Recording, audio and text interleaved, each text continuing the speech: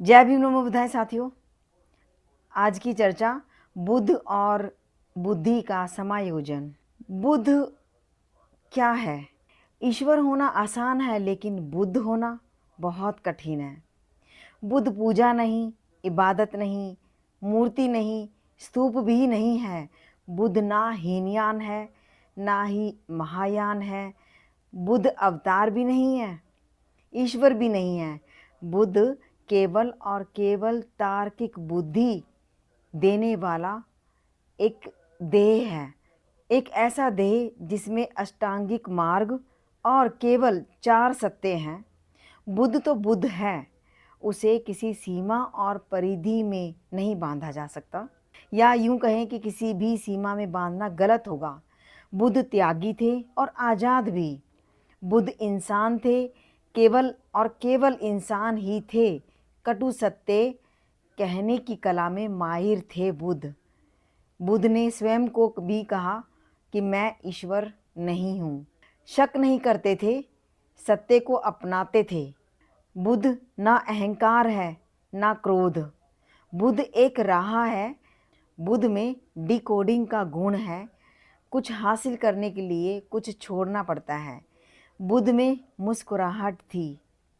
दर्शन करने वालों के लिए बुद्ध दर्शन है। इतिहास पढ़ने वालों के लिए बुद्ध इतिहास है। संस्कृत पढ़ने वालों के लिए बुद्ध संस्कृति है। साहित्य पढ़ने वालों के लिए साहित्य, धर्म पढ़ने वालों के लिए बुद्ध धर्म है। सताए गए लोगों के लिए बुद्ध एक बहुत बड़ा समाधान भी है। सच्चा ज्ञान केवल 1-2 महीने में हासिल नहीं होता।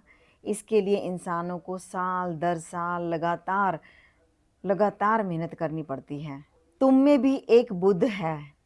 जितने लोग उतने ही बुद्ध हैं। बुद्ध दुखी भी है और खुश भी। त्याग भी बुद्ध है, संघर्ष भी बुद्ध है। बुद्ध कुछ गलती भी करता है और कुछ महान कार्य भी। बुद्ध शिक्षा भी है, बदलाव भी है।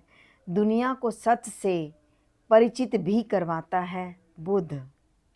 बुद्ध पैदा भी हुआ, जी भर के जिया, दुनिया को राह दिखाई और मर गया।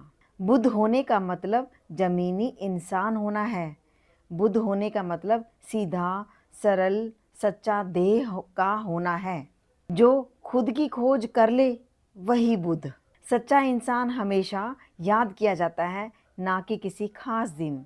इसीलिए बुद्ध को जयंती की परिधि में नहीं बांधा जा सकता, क्योंकि बुद्ध जयंती का मतलब होगा कि सिर्फ उनके जन्म की खुशी मनाना, जबकि बुद्ध पूर्णिमा में तीनों ही बातों का समावेश है। इसलिए बुद्ध जयंती नहीं, बुद्ध पूर्णिमा ज़्यादा सार्थक है, क्योंकि इसी दिन बुद्ध को ज्ञान की प्राप्ति हुई थी।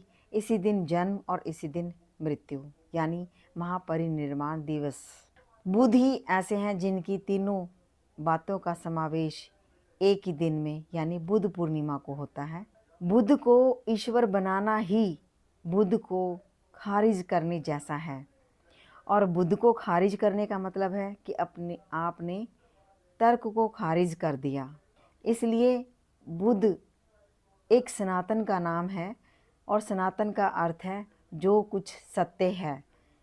जैसे सूरज, हवा, पानी, इन तीनों का काम हर जगह एक जैसा है, और जो एक जैसा होता है, जो सत्य होता है, वही बुद्ध है, वही सनातन है। बड़ा दुर्भाग्य है कि भारत में ही बुद्ध को ज़्यादा महत्व नहीं दिया गया, नहीं तो बहुत सारे देश आज बुद्धिस्ट कंट्री कहलाते हैं। जबकि हमारे यहाँ पीएम मोदी बाहर के देशों में खुद बोलते हैं कि मैं बुद्ध की धरती से आया हूँ। बुद्ध और उनका धर्म एक ना एक दिन दुनिया पर राज करेगा, क्योंकि एक दिन अवश्य ही लोग पहचानेंगे कि बुद्ध ज्ञान, तर्क और बुद्धि का अद्भुत अनुपम समायोजन है। बुद्ध हमारे ही देश में पैदा हुए और हमारे ही देश के लोगों ने इस धारा को बर्बाद कर दिया, जिसका परिणाम आज पूरा देश भुगत रहा है। Thank you so much. आप सभी ने मुझे ध्यान से सुना। जय भीम नमो बुद्धाय साथियों।